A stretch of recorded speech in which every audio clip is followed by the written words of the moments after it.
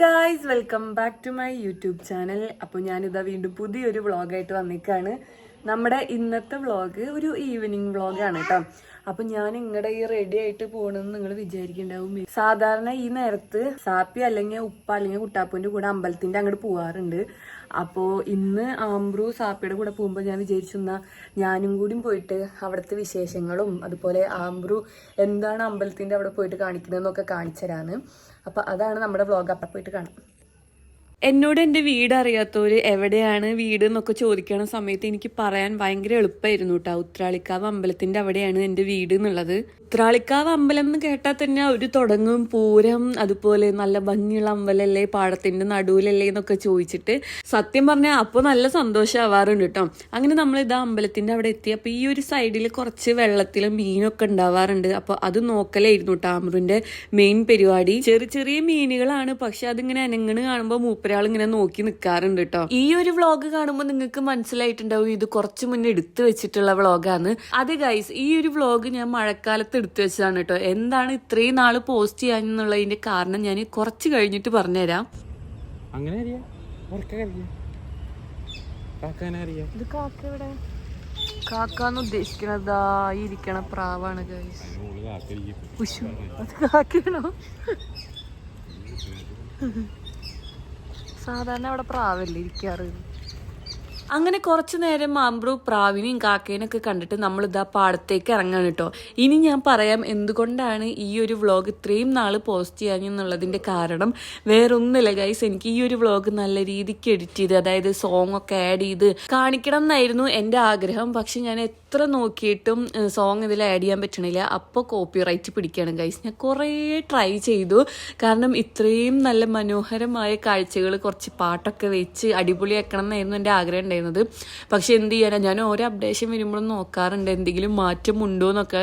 കുറേ ട്രൈ ചെയ്തു. പിന്നെ ഞാൻ വിചാരിച്ചു ഇനി ഇത് പോസ്റ്റ് ചെയ്യാണ്ടിരുന്നാൽ ഇതിങ്ങനെ പോവും. അപ്പം അതുകൊണ്ട് ഞാനിപ്പോൾ എന്തായാലും വേണ്ടില്ല, എഡിറ്റ് ചെയ്ത് ഉള്ള സോങ്, നമുക്ക് കോപ്പിറൈറ്റ് ഇല്ലാത്തൊരു സോങ് വെച്ചിട്ട് ഇടാന്ന് വെച്ചു കേട്ടോ. അങ്ങനെ ഞാനും ആംബ്രും കൂടിയിട്ട് ഇതാ പാലം കടന്നു വരുമ്പോൾ ട്രെയിൻ വരുന്നുണ്ടായിരുന്നു കേട്ടോ. ആംബ്രുവിന് ട്രെയിനൊക്കെ ഭയങ്കര ഇഷ്ടമാണ്. പിന്നെ ഈ ഒരു പാലമൊക്കെ നല്ല മഴ പെയ്ത സമയത്ത് വെള്ളമൊക്കെ കയറിയിട്ടുണ്ടായിരുന്നില്ലേ, ഇത് പോയിണ്ടായിരുന്നു കേട്ടോ ഈ ഒരു പാലമൊക്കെ. പിന്നെ ആ പുല്ലിലൊക്കെ മഞ്ഞ ആ ഒരു പൂക്കളുണ്ട് കേട്ടോ, എനിക്കതിന്റെ പേരറിയില്ല. നല്ല രസമാണ് നേരിട്ട് കാണാൻ വേണ്ടിയിട്ട്. നമുക്ക് ആ ഒരു വീഡിയോയിൽ കറക്റ്റ് ആയി കാണുന്നില്ല കേട്ടോ. പിന്നെ ഈ ഒരു ഭാഗത്ത് നിന്നിട്ട് ഞാൻ എൻ്റെ ബർത്ത്ഡേക്ക് ഫോട്ടോ എടുത്തപ്പോൾ കുറേ പേര് ചോദിച്ചിട്ടുണ്ടായിരുന്നു ഇതേതാ സ്ഥലം എവിടെയാണെന്നൊക്കെ. കാരണം അത്രയും രസമാണ് ഗൈസ് നമ്മൾ ഫോട്ടോ എടുക്കുമ്പോഴും വീഡിയോ എടുക്കുമ്പോഴും നേരിട്ടിട്ട് അതിലേറെ കേട്ടോ. ഈ വീഡിയോ എടുത്തോണ്ടിരിക്കുമ്പോഴും അവിടെ വേറെ കുറച്ച് പേര് ഡാൻസ് ഒക്കെ കളിക്കുന്നുണ്ട് കേട്ടോ, റീൽ എടുക്കാൻ വേണ്ടിയിട്ട്. പിന്നെ കുറേ പേര് ഈ ടൈമൊക്കെ ആകുമ്പോൾ അമ്പലത്തിലേക്ക് തൊഴാനും അല്ലാണ്ട് കാണാനും ഒക്കെ വരാറുണ്ട്. അതാ ഞാൻ പറഞ്ഞു ചിലപ്പോൾ തിരക്കുണ്ടാവും എന്നൊക്കെ. ആൾക്കാരിങ്ങനെ വന്ന് പോകുന്നുണ്ട് കേട്ടോ. പിന്നെ നമ്മൾ ആംബ്രുവിന് എന്താ ഈ ഒരു സൈഡിൽ ഇരുത്തിയിട്ടാണ് കേട്ടോ ഫോട്ടോ എടുക്കണത്.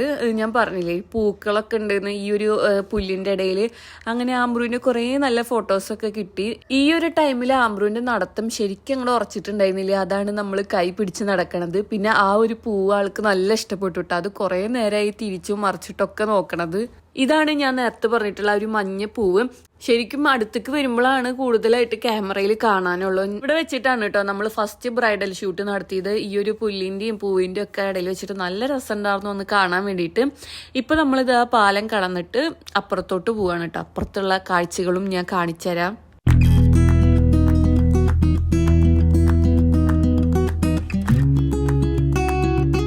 ആ പാലം കടന്നു കഴിഞ്ഞ് നമ്മളിതാ ഈ ഒരു മല കയറണം. ഇതിപ്പോൾ പറയണ നിൽക്കുമ്പോൾ ഡോറ പറയണ പോലെ ഉണ്ടല്ലേ. അപ്പം മല കയറിയാലാണ് നമുക്ക് അപ്പുറത്തെ കാഴ്ചകൾ കാണാൻ പറ്റുള്ളൂ. ഗൈസ്, നമ്മൾ അവിടെയാണ് കേട്ടോ എൻ്റെ 21ാമത്തെ ബർത്ത്ഡേക്ക് ഫോട്ടോ എടുത്തത്. അതിനുശേഷം ഇങ്ങോട്ട് വന്നിട്ടില്ലല്ലേ. ഷോ ഇനി ഫുള്ള് പച്ചപ്പുമായാണ് ഗൈസ്. അപ്പം ഇവിടെ നിന്നിട്ടുള്ള വ്യൂ എങ്ങനെയാണ് നമുക്ക് നോക്കാട്ടോ.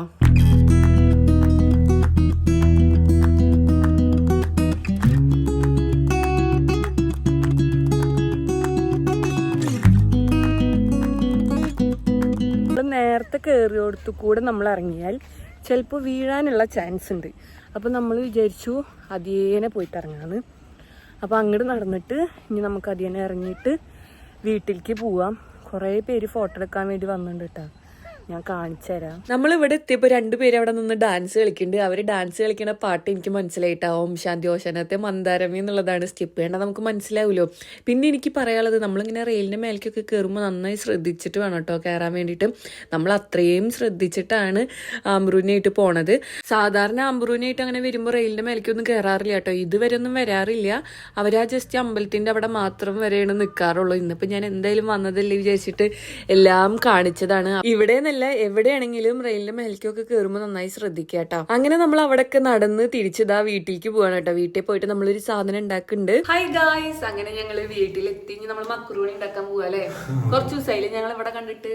ഇത് നമ്മള് സിമ്പിൾ ആണ് ഗൈസ്. നമ്മള് ചിക്കന്റെ മസാല ഒക്കെ അല്ലേ, ചിക്കന്റെ മസാല ഉണ്ടാക്കണ പോലെ നമ്മൾ ഉണ്ടാക്കിയിട്ട് മക്രൂണി വേവിച്ചിട്ട് കഴിക്കുന്നു. അത്രേ ഉള്ളൂ. സാപ്പി ഇവിടെ ഇല്ലാത്ത ദിവസം ഞാനും ഉമ്മ ഉണ്ടാക്കി കഴിച്ചിട്ടാണ്. ഞങ്ങൾക്ക് ഉണ്ടാക്കും നല്ല ഇഷ്ടമായിട്ടുണ്ടാവും കേട്ടോ.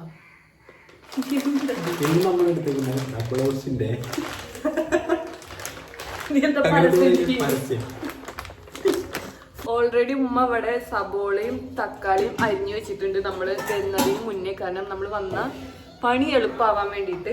നമുക്ക് ഇനി വെറും കുക്ക് ചെയ്യാൻ വേണ്ടുള്ളൂ ഗൈസ്. അങ്ങനെ എന്നത്തെയും പോലെ നമ്മളിതാ ഒരു പാത്രത്തിൽ വെള്ളം വെച്ചിട്ടുണ്ട്. വെള്ളം തിളച്ചപ്പോൾ നമ്മൾ അതിലേക്ക് മക്രോണി ഇട്ട് കൊടുക്കുകയാണ് കേട്ടോ. എനിക്ക് ഈ മക്രോണിയുടെ അളവൊന്നും അറിയില്ല. ഞാൻ എൻ്റെ ഒരു മനസ്സിലത്തെ അളവിലാണ് ചെയ്യണത്. എപ്പോഴും ഉണ്ടാക്കുമ്പോൾ കൂടി പോവാറുണ്ട് കേട്ടോ. ഗൈസ്, നമ്മൾ മക്രോണി വേവിക്കുമ്പോൾ കുറച്ച് ഉപ്പിടണം. ഇതൊക്കെ ഞാൻ പറഞ്ഞുതരാണ്ട് തന്നെ നിങ്ങൾക്ക് അറിയാലോ.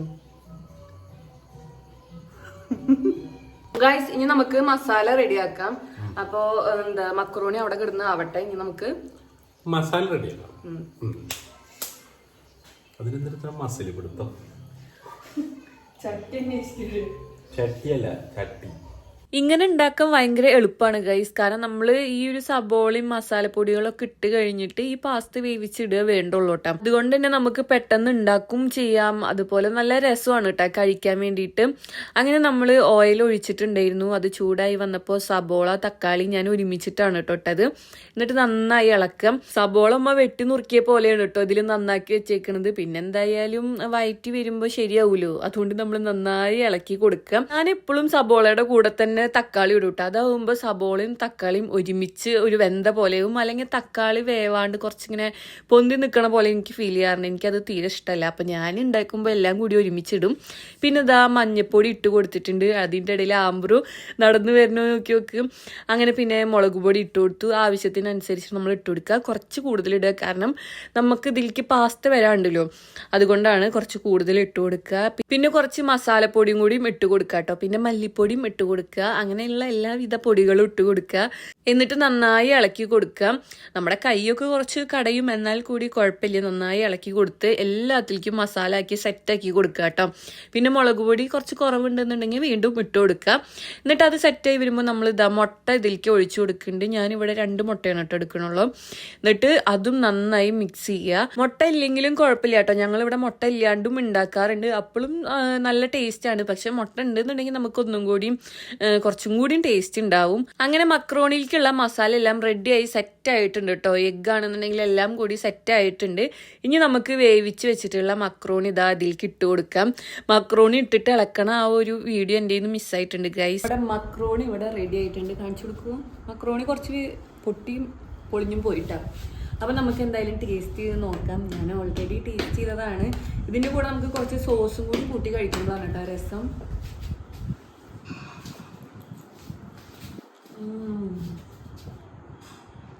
Really amazing.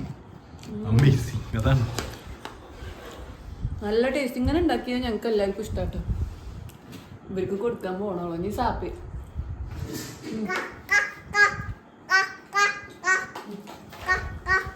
സോസ് കൂട്ടി കഴിക്കട്ടാ.